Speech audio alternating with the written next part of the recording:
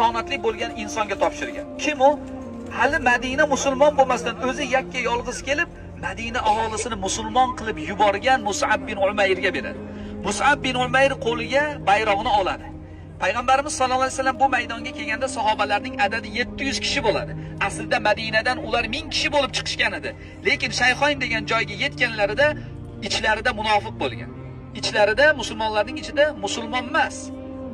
Tilida iymon keltirgan, lekin dilidan iymon keltirmagan Abdulloh bin Ubay bin Salul. Shu nima deydi?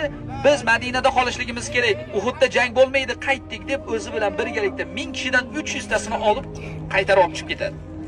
700 kishi bilan Rasululloh sallallohu alayhi vasallam mana shu maydonga kelgan bo'ladi. 700 kishi. Va payg'ambarimiz sallallohu alayhi vasallam sahoba ikromlarni o'ng qanot, chap qanot va kamonchilarni joylashtirgandan keyin Alloh taologa qo'llarini duoga ochib so'raydi ekan. Qarang, birinchi nima qildi? Birinchi duo qilmadi payg'ambarimiz. Birinchi payg'ambarimiz sabablarni qildi. G'olib bo'lishlik sabablarini qildi.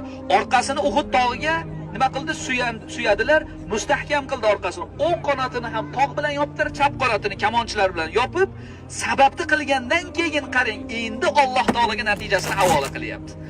Payg'ambarimiz sollallohu alayhi vasallam bu maydonga chiqishdan oldin tush ko'rgan ekan. Rasulullohning tushlari ham vahiy bo'lib hisoblanadi. Bejiz tushlarni ko'rmaydi, safsata tushlarni ko'rmaydi biz kabi. Rasululloh Uhud jangiga chiqishdan oldin sahobalarga tushini aytgan ekan. Qanday tush ko'rgan bilasizmi? Rasululloh sallallohu alayhi vasallam aytadi, 3 ta narsa ko'rdim. Bir sigirni so'yilganligini ko'rdim, qilichimning uchining bukilib ketganligini ko'rdim va sovtimga qo'limni kirgizib olganligimni ko'rdim. Va buni ta'birini sizlarga aytib beraman degan ekan. Jangdan oldin aytar ekanki, sigirning so'yilganligi sizlarning ba'zilaringiz mana shu jangda o'lasizlar, shahid bo'lasizlar. Qilichimning uchining bukilib ketganligi o'zimning jonimdan, qonimdan bo'lgan eng aziz yaqin qarindoshim mana shu jangda halok bo'ladi degan. Shahid bo'ladi degan. Va qo'limni sovtimning ichiga solib olganligimni esa ta'biri Madinada qolaylik himoyalanib degani degan.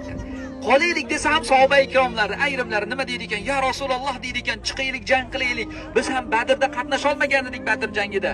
Badr jangida qatnasha olmadik, birodarlarimiz bizdan savob ajrlari tarafidan o'tib ketishdi. Bizlar ham shu ajrlarga nasibador bo'lishlik uchun orzudamiz. Mana shu narsani Alloh taolodan so'rayapmiz. Chiqib jang qilaylik. Vaholanki agar Madinada qoladigan bo'lsak, ular Madinaga hujum qiladigan bo'lsa, yosh bolalar va ayollar zarar ko'radi deydi ekan. Va shu fikrga ko'ra payg'ambarimiz o'sha tushini ta'birini teskarisini qilib mana shu maydonga chiqib kelgan bo'ladi.